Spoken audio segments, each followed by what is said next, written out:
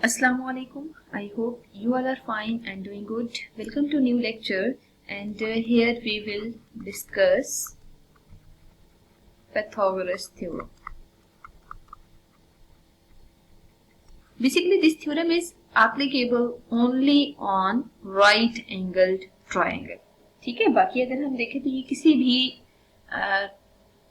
Triangle पे applicable नहीं है, जस्ट इसमें राइट एंगल ट्राइंगल होल्ड करती है. ठीक है, तो अगर फॉर एग्जांपल हमारे पास कोई भी ट्राइंगल गिवन है जो कि राइट एंगल ट्राइंगल है, तो बेसिकली हमें तीन केसेस यहाँ से कंफर्म होने चाहिए. ठीक है, पहले ये कि अगर फॉर एग्जांपल हमारे पास ये एक ट्राइंगल है, ठीक है, फिर हम इसको थोड़ा सा टिल्टेड फॉर्म में भी बना लेते हैं. ऐसा भी पॉसिबल है ट्राइंगल इस फॉर्म में गिवन हो, ठीक है, और ऐसा भी पॉसिबल है ट्राइंगल इस फॉर्म में गिवन हो. अब देखिए, अगर फॉर एग्जांपल 90 का एंगल यहाँ पे गिवन हो और here is 90 and here is 90, ठीक है, यहाँ पे हम ऐसा करते हैं ए बी सी मार्क कर देते हैं. ठीक है, और यहाँ पे भी हम ए बी सी मार्क कर देते हैं और यहाँ पे हम ए बी सी मार्क कर देते हैं. ठीक है, अच्छा, अब फर्स्ट ऑफ ऑल हमें जब पाइथागोरस थ्योरम अप्लाई करना है ना, तो उसके लिए तीन बेसिकली टर्म्स क्लियर होना जरूरी है. The one is base, the other one is hypotenuse and the last one is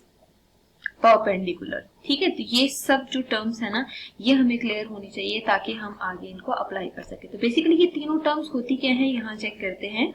हमेशा याद रखिएगा, the side which is opposite to 90 is called hypotenuse. ठीक है, तो मतलब ये हमारे पास हाइपोटेनियस है और बेस इस ट्राइंगल के लिए ये आ रही है और फिर जो रिमेनिंग साइड होगी ये परपेंडिकुलर होगी. ठीक है, अगर यहाँ देखा जाए तो हाइपोटेनियस ये आ रही है, ठीक है, क्योंकि 90 के ऑपोजिट साइड को हम हाइपोटेनियस कहते हैं, और इधर देखा जाए तो इधर भी हम हाइपोटेनियस में 90 के ऑपोजिट साइड ही ले रहे होते हैं. ठीक है, तो बेसिकली इन तीन फिगर से हमें क्लियर हो रहा है कि हमें बेस, हाइपोटेनियस और परपेंडिकुलर किस तरह मार्क करना है. ठीक है, अब अगर पाइथागोरस थ्योरम की तरफ मूव किया जाए ना, तो Pythagoras theorem, if we have a triangle and if we mark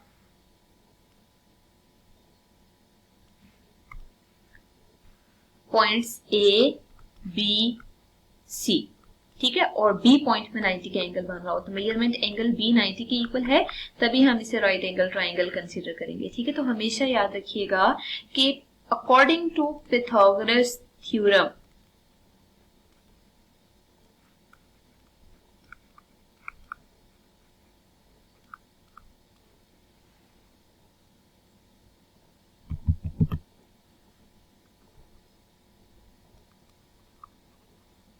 we can say that hypotenuse square is equal to base square plus perpendicular square. ठीक है, तो हमेशा हमें ये याद रखना है.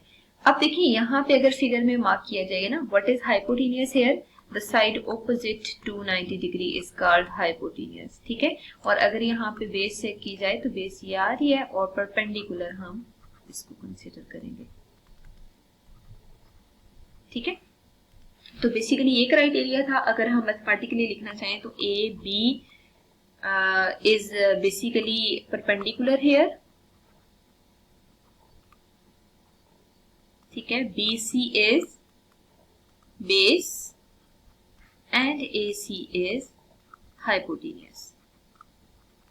ठीक है, तो अगर हम फॉर्मुलेशन में पुट करते हैं तो hypotenuse square means A C whole square is equal to B C whole square plus A B whole square. ठीक है, तो मतलब इस तरह हम जो है वो इसको सिंप्लीफाई करते होते हैं प्रॉपर. अब हम मूव करते हैं नेक्स्ट मजीद एक केस की तरफ.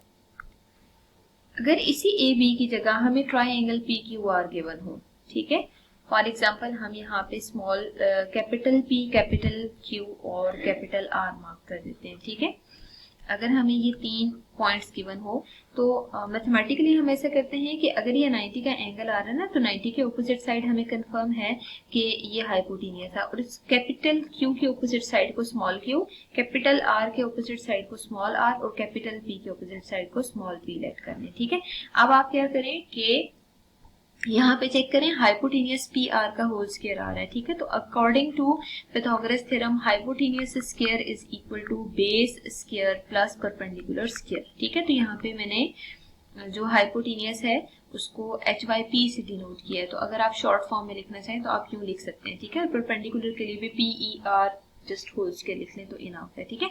अब हाइपोटेनियस होल स्क्वायर को देखें तो पी आर आर है, ठीक है। पी आर का whole square is equal to base is basically capital Q R का whole square plus perpendicular is P Q का होल स्क्वायर लिख लें, ठीक है।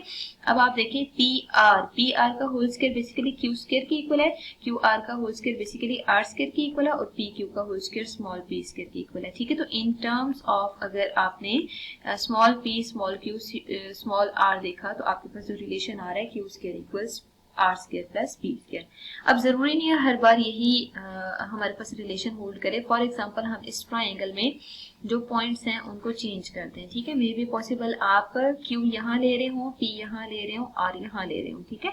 अब आर के ऑपोजिट स्मॉल आर, पी के ऑपोजिट स्मॉल पी और क्यू के ऑपोजिट स्मॉल क्यू लिखते हैं, ठीक है। तो अब अगर यहाँ पे हम पाइथागोरस थ्योरम अप्लाई करना चाहें ना तो आप देख सकते हैं ये जो हमने नोटेशंस यूज किए ना स्मॉल आर स्मॉल पी और स्मॉल क्यू, ये हमने अपनी आसानी के लिए यूज किए हैं, ठीक है। अगर सिंपल हम यहाँ पे पाइथागोरस थ्योरम लिखते हैं तो बेसिकली पाइथागोरस थ्योरम के अकॉर्डिंग क्यू आर का होल स्क्वायर इक्वल है P Q whole square plus P R whole square के, ठीक है। तो बेसिकली क्यू आर को स्मॉल आर स्क्वायर लिख दें, ठीक है, सॉरी स्मॉल पी स्क्वायर, तो स्मॉल पी का होल स्क्वायर और पी क्यू को आर स्क्वायर और पी आर को क्यू स्क्वायर लिखते हैं। तो बेसिकली तब ये हमारे पास जो रिलेशन है P square equals R square plus Q square होगा।